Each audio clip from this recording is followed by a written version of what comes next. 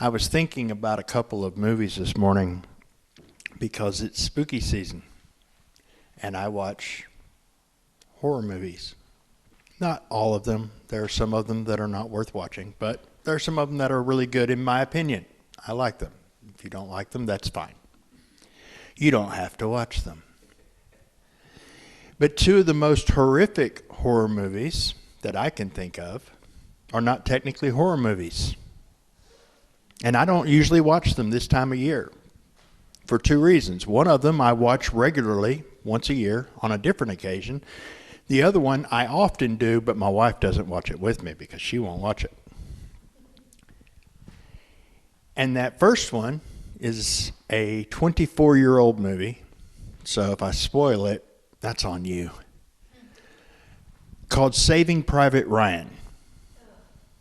See? Some people think that's a horror film. Ugh.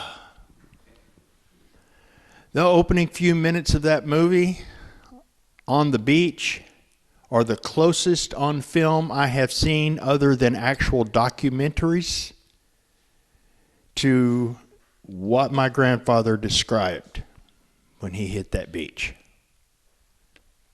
That is horrific because what human beings do to each other in war and in peace is absolutely horrible. But that movie starts with an old man going to a graveyard in France where American soldiers who died during World War II in the European theater were buried because they couldn't fly everybody home. And he starts looking down at this grave of this particular individual, and then he gets real somber and it's dramatic. And then flashback, and we get the movie. It's got some language. It's got a lot of violence, very realistic violence. But for a movie on World War II, it's very good. And the idea is this man's mother had multiple letters come at the same time, one right after the other, multiple sons dying over there. And this guy, Private Ryan, is the last of her sons alive, and he's over there, and the generals were like, we can't have her lose like 4 kids all at once. We've got to get this guy, get him out of there. For her, not for him. For the mom. For her sake. She's given enough to the country. So a group of men go out to try to find this guy who's scattered who knows where. All right, anyway, pretty much most of them die, but he gets out. And so this is him at an old age. And we get to the end of the movie, and he's looking down, and his wife sees that he's upset, and she comes, and you can tell that they've spent a long time together. They have adult kids who are there, and he begins to weep, and he asks her to tell him that he's a good man. And this comes moments after the end of the movie where the dying captain who basically led the group to get him and get him out said, make this worth it. Because a lot of men had just given their lives to get him safely out of the war.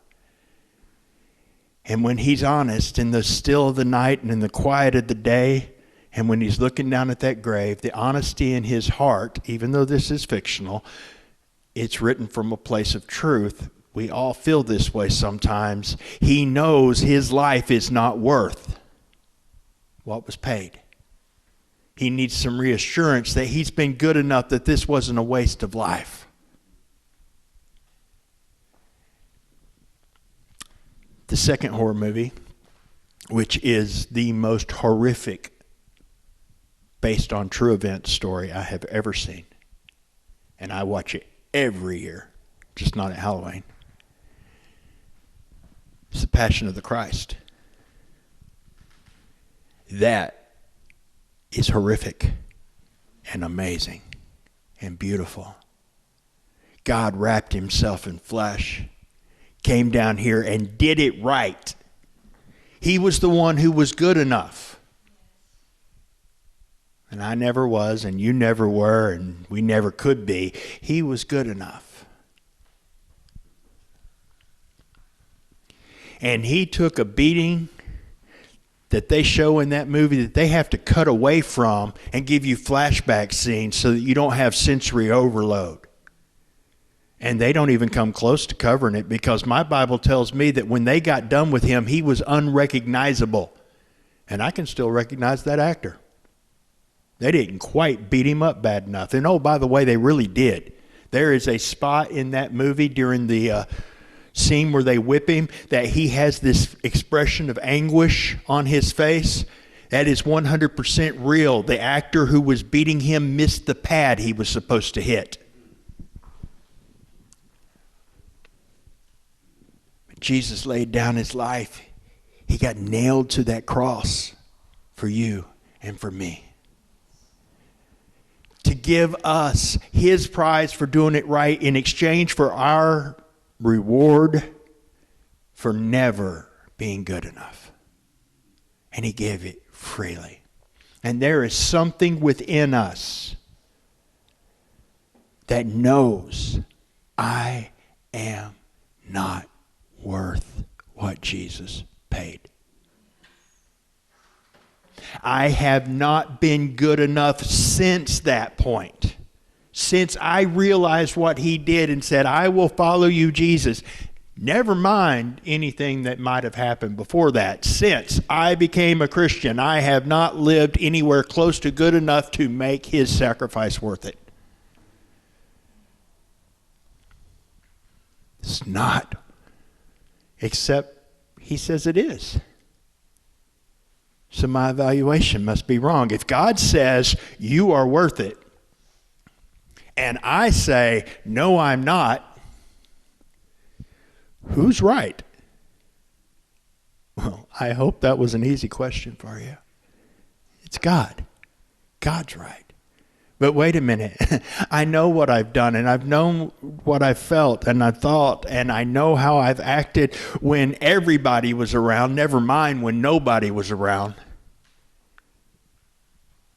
But God says you're worth it. God said, I know your heart better than you know your heart. I know the real reason why you did that stupid thing. I know the real reason why you did it again, even though it blew up on you the first time, and the 100th time, and the 1,000th time. When I was a little bitty kid, I held a firecracker in my hand and lit it up. Now, I was smart enough not to close my fist, but it was in the palm of my hand. One of my cousins dared me, and I'm a Woodard, so I did it. And it blew up in my hand. And I did that once. And I never did that again. They double dog dared me. I said, right after you. But there are things that I have done in my life that have hurt 1,000 times more than that firecracker in my hand. And I went back and did them over and over and over again. And God knows why. He knows that I am bent on destruction.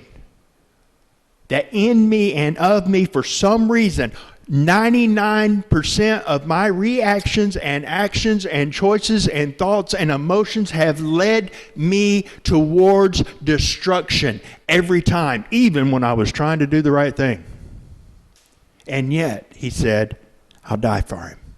And he did the same thing for you. So we don't have to agonize over, have I been good enough? Did I live a life worthy of the sacrifice of Christ? Because you can't, and you won't. But if you surrender to the Spirit, which is available to you because of the price that Jesus paid on that cross, then God in you will do for you and through you what you could never do, and you could live a life that you can't imagine. Full of joy and hope and peace and feeling clean and worthy and loved because you are. Not because of who you are or what you've done. Exactly the opposite. But because of what he's done.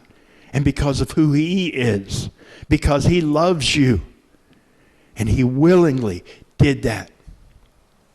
And he never once said from the cross, earn this, which is what Saving Private Ryan said. He never said, make it worth it.